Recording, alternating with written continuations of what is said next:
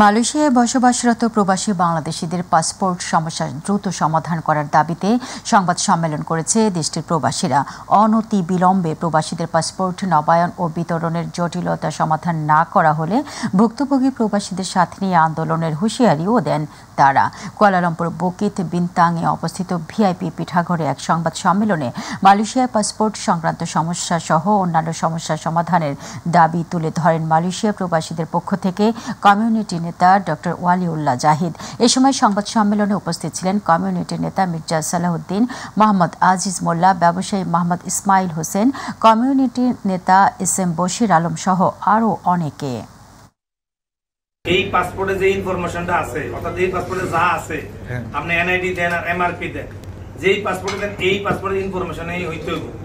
বিষয়টা হলো এই পাসপোর্টের থেকে যদি 1 সুতা বেশ কম হয় তাইলে কিন্তু আমাদের ভিসা লাগবে না, আমাদেরকে ব্ল্যাকলিস্ট করা হবে না। এই পাসপোর্টটার 1 সুতা বেশ কম হলে যেহেতু আমাদেরকে ভিসা দিবেন, আমরা এই দেশে থাকতে পারবো না, সুতরাং আমরা এইটাই চাই।